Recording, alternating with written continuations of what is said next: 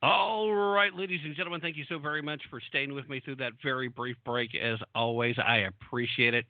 Thanks to everybody hanging out in the chat room as well, and for all the great radio stations that are rebroadcasting, including the newest member of the Tap into the Truth broadcast family, KOII 94.5 FM in Flagstaff, Arizona. Thank you guys for being a part of this family. With me on the line right now is a man who is known nationally as a Second Amendment rights advocate. He is the author of the Good Gun, Bad Guy series. There's 3 of them now. Ladies and gentlemen, welcome back to the show. A great guest and a patriot of the First Order. Ladies and gentlemen, Mr. Dan Wos. Dan, first of all, thank you so much for joining us. It is always a pleasure and an honor to have you on. How are you this evening? Oh, excellent, Tim. Thanks for having me. It's always a pleasure to be invited, so thank you very much. All right. Well, obviously, I saw some of the video footage of you on the ground in Richmond this week, and I knew that you'd have some great stories to tell us about what you saw there, because clearly there's a lot of disappointment on the side of the media, a lot of disappointment on the side of Democratic politicians, and a newfound emergence of the truth about Americans, and as far as who believes in the Second Amendment, that we believe the Second Amendment is in fact a God-given right and not a privilege, and also the fact that those of us who are law-abiding citizens tend to take those responsibilities very seriously. Dan, first of all, tell us a little bit about what you saw there. Well, the first thing that happened that we need to address, I think, is the narrative that the Democrats in Richmond were trying to create ahead of prior to the event. So Governor Northam went on and said on TV, and he said that there was threats of violence or threats of armed violence and militias and all sorts of stuff. So he started to get people, scared and hyped up for the event. So what they did was they went ahead and they passed some new policies that wouldn't allow people to carry in the Capitol building. Then they passed a second round of policies that wouldn't allow people to carry their weapons on the Capitol grounds. So they really did a job of restricting people. Then you get the media who got involved in the whole hype and the whole fake narrative, the fake fear, the fear mongering. You had a politician named Amanda Chase. I'm not sure. I think she's a Republican. I'm not sure exactly what she does, but she put out a press release saying that there was threats of Antifa and all sorts of other different groups, and there was going to be spies and people infiltrating the militia groups and all sorts of stuff. So people started getting really concerned, and then the media starts picking it up, and the media went crazy with it, saying it's going to be a bunch of armed militia, white nationalists, white supremacists. There's potential for violence. They really took it to the extreme. And, frankly, people were scared. People were concerned. Gun owners were concerned going into this thing because of all the media hype. And the numbers were, as far as I can tell, the numbers were reduced. From what they were expecting, between 50 and 100,000 people, it was reduced to somewhere between 25 and 50. Now, that all being said, it was a fantastic event. Gun Owners United, like I'd never seen a group unite before. It wasn't even a rally as far as I'm concerned. It was more like a festival. People were just coming together in unity. The American spirit was alive and strong as I've ever seen. You really had to be there to experience what it was like. The brotherhood, the unity was fantastic. It was amazing. So we get there, and there were snipers on the top of the buildings. There were cameras on the top of the buildings. There were helicopters overhead. It was a little concerning going into that city. Luckily, we had some really good friends in the militia groups, and we stayed with them for a little while, hung out with them until we realized that it was good, it was safe, everything was good. There were no snipers shooting at us or anything like that. So then on the ground, it was just a great event. And the speakers, people who were speaking at the event, a couple of my friends, Jan Morgan was speaking there, Eric Pratt from Gun Owners of America was speaking there, and Tony Okafor, she was speaking there. And as far as I know, Dick Heller was there. I didn't get to see Dick, but he, but their speeches, the speeches that I saw were absolutely fantastic. So all in all, peaceful event, and it was, as far as I'm concerned, it was a success because gun owners came together. The Democrats have woken the sleeping giant, and gun owners are not going to tolerate any more of these unconstitutional gun restrictions. Well, that it should be the message that is heard loud and clear. But then we have to talk about what happened the day after. We had the media, a lot of the mainstream in particular. You could hear the disappointment in their voices as they reported on what actually happened. And then you had the Democrats in Virginia at the state legislature go ahead and start pushing forward their rather open-ended red flag law, which is one of the multiple gun restrictions that they want to push forward, that, as most of us are well aware, the red flag laws, they sound reasonable when they explain it a certain way, but everybody wants to ignore the fact that they deny due process.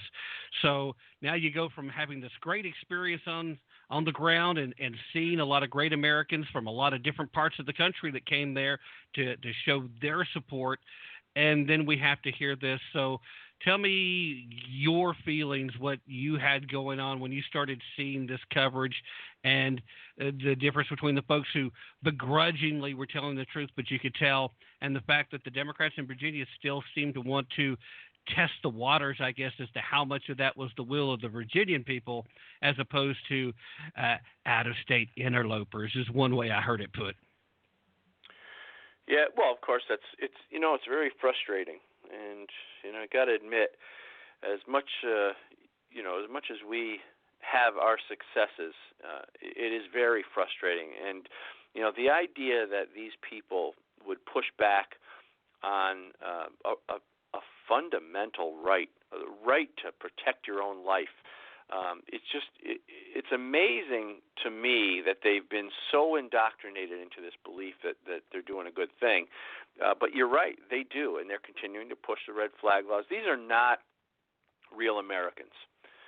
These people who are pushing these laws, these Democrats, these anti-gunners, are not real Americans. They don't belong here unless they're going to live under the Constitution, as far as I'm concerned, unless they support the Constitution and Bill of Rights, and that means all of it. They don't belong here, and they certainly don't belong in our governments. But they're there, unfortunately, and that's because sometimes we sit back and we don't vote the way we should. We don't get out there and we don't speak our mind, and we don't let our voices be heard. So we get tyrants, and we get enemies of traditional America. We get enemies of the Constitution. We get enemies of the Bill of Rights. We get enemies of freedom in our government offices. They don't belong here. We need to run them out via voting. And I think we will, because I think now, real Americans have had enough. I mean, I can't see it going any further without people just absolutely, taking some sort of action. Well, speaking of action, legislatively, there are a couple things going on right now that I should fill you in on. Gun Owners of America, our good friends over there, Eric Pratt, along with the Virginia Citizens Defense League, filed a lawsuit against Governor Northam's tyrannical gun laws.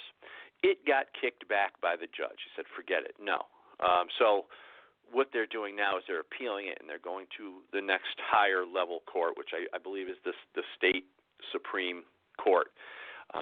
So legislatively, these lawsuits are in progress, and they will fight. And if I know Eric Pratt and Gun Owners of America and the guys from VCDL, they're going to be fighting these laws like crazy. And it's important for everybody across the country. We might say, well, how does it affect me in, Idaho or Illinois or South Dakota?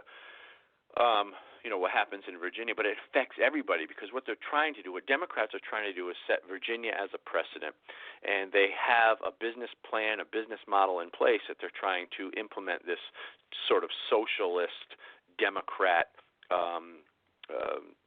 way of life, I guess you could call it.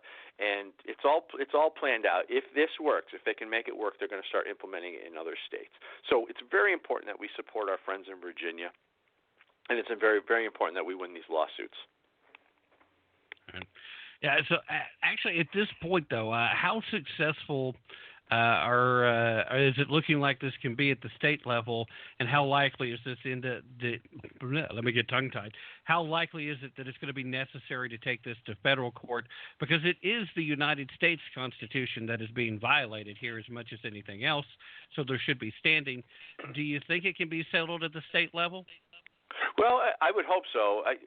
If it's not, then then we take it to a higher court. They'll take it to a higher court. I'm not involved in any of the court proceedings, so I don't know a lot of the details. But I do talk to Eric and people, and I get information. So I would think it'd be solved at the state level. So I guess we're going to find out. I really don't know. I don't want to answer the question because I'm not sure. Right. Oh, that's certainly fair enough. It's so hard to anticipate what a court's going to do these days because we've sat back and we've looked at what should be, in accordance with the law, open and shut cases, but you end up with an activist judge sitting on the bench, and suddenly they want to create a precedent that is different than what perhaps the law says, and they think they've got a little angle to play. So it is hard to predict, and I understand your reluctance there. But, I mean, I hope it can be done at the state level. I hope it doesn't become necessary to take it to a federal. But there are occasions where I think it almost has to be done just to settle it in other places too. Because like you said, this is about establishing precedent. That's the same thing that happened in Maryland with their red flag laws that has been a disaster in the implementation. It's the same thing that's happened in Colorado, where more than half of the sheriffs in the state are refusing to follow it because it's so vague. I mean, it is an astounding scenario, but we still see a continuation in area after area where Democratic strongholds are in place, where they want to pursue bad policy choices, even though they've been proven to be bad policy. And that certainly includes restricting law-abiding, honest-to-goodness American citizens who want to have the firearm, not because they're looking to go start trouble, but because they want to be prepared in case trouble comes to find them or their family. Yeah, well, what we call bad policy, which to any normal, logical thinking person, taking away your ability and your right to defend yourself and your family, what we call normal, what we think is bad policy, Democrats, to them, they want that. So to them, that's not bad policy. That's good policy, because what that does is that gives government more power over the people, which is ultimately what they want. So we're looking, we liberals and conservatives look at life in this country through two completely different lenses. And the idea that we are going to make each other see things our way, I think is, I think it's delusional. I don't think it's ever going to happen because the ideologies are so far different. We live, Republicans, conservatives, live under the idea that we will take full responsibility for ourselves and our families. We will, we are in charge. We are in control of our government. We tell our government what to do. Our government works for us. And when we screw up, we will pay for our mistakes. We will take responsibility for our mistakes. When we succeed, we conservatives, Republicans, we expect to be able to reap the rewards and the benefits from our successes. We want to have our own businesses. We want to make money. We want to be able to raise our kids, go to church, do all the things that traditional America has always been known for. But the other side of the political spectrum looks at life completely different. They look at life through a different type of lens, where the government controls the people, the government controls society, the government regulates, restricts, creates laws and rules, because they like that. The people that vote for that sort of thing like that because it feels safe to them. They don't have to take responsibility when they trip and fall over their own 2 feet. They can sue the business that happens to be there, or when they slip and fall, there's a lawsuit that they can do. They can get free money. They can have open borders where people who don't belong here can come in, and they can have all these. They can kill their babies. They can do all sorts of things. They can restrict us, conservatives, of our gun rights, because we, to them, are the opposition. So that's the whole thing. So it's two completely different lenses. On the left, it seems to be a lack of responsibility and more of a government-controlled society. On the right, we just want government to get the hell out of the way. Yeah, I mean, generally, life tends to work better for that. It really is kind of difficult. Nobody wants government to be completely gone. We need it for the bare minimum. But that's right. But the more freedom we have, the more it is out of the way and just creates an environment that is conducive to success, the better off everyone is. And again, right. All it takes is looking at a few stats, and you know instantly, from a American viewpoint, when you don't want to break down the boxes between what is conservative, what is liberal, what is the Christian, what is the atheist, if you keep yourself out of all those little boxes with all those labels, and you just say, okay, what's best for a majority of Americans, it's pretty clear. Higher per capita gun ownership, less violent crime. The stats don't lie. The more strict the gun control laws in place, the higher the gun violence takes place. If you'll forgive the term, I know you are one of those. One of your pet peeves is talking about gun violence. It's like guns don't commit violence, people do, and you're right. But I like to call it gun-related crime. You know, I think that's an easier way to say it, is gun-related crime. Because right, you're right though. It's not gun violence; it's human violence. Yeah, and even outside of the realm, if you're not talking about the Second Amendment and your God-given right that's just been constitutionally enshrined to own and bear arms, you can talk about how different areas deal with homelessness. You can talk about how different parts of the country deal with almost any issue whatsoever.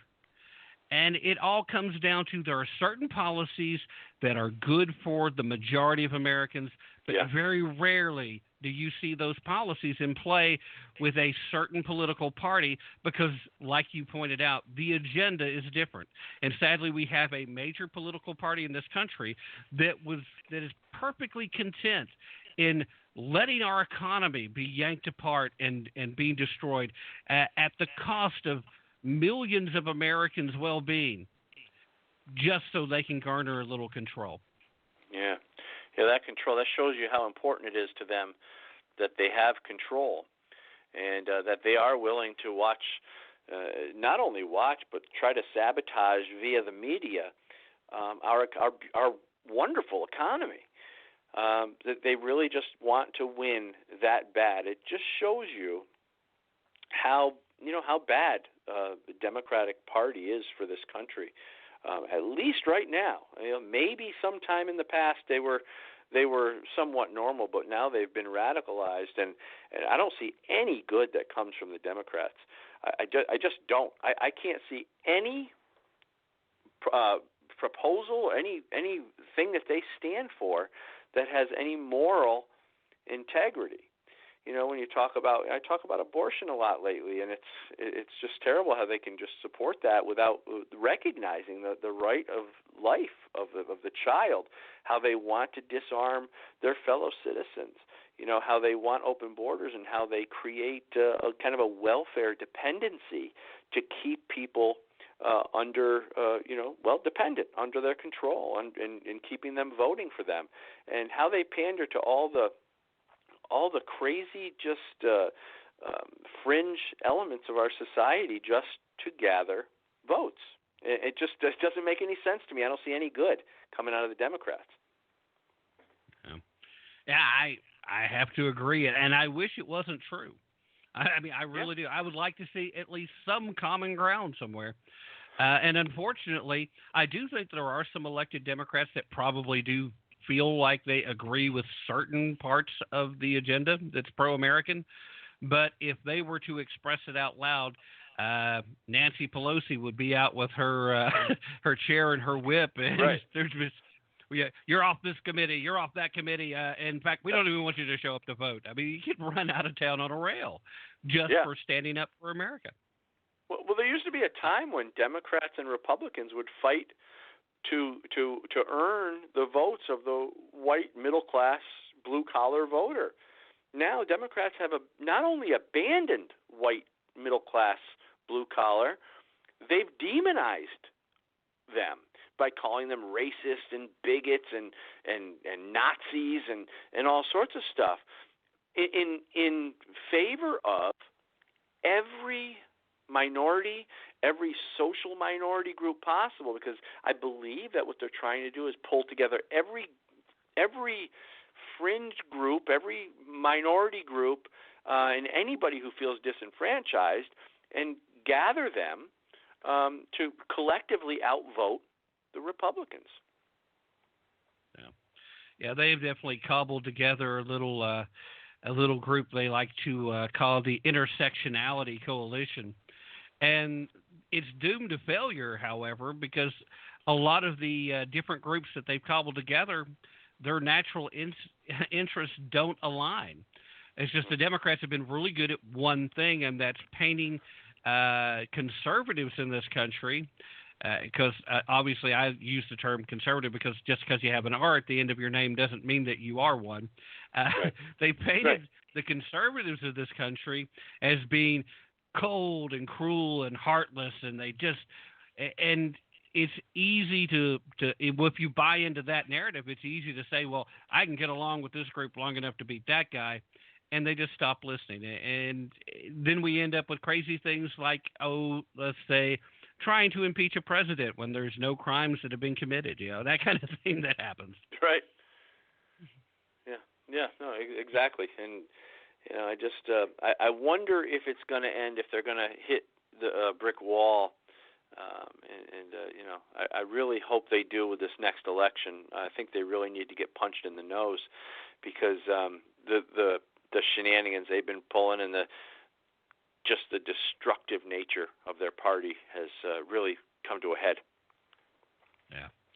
All right, Dan. Again, I appreciate so much you coming on and being with us and telling us about what you saw while you were there in person. And it's an experience that I really am sad that I had to miss.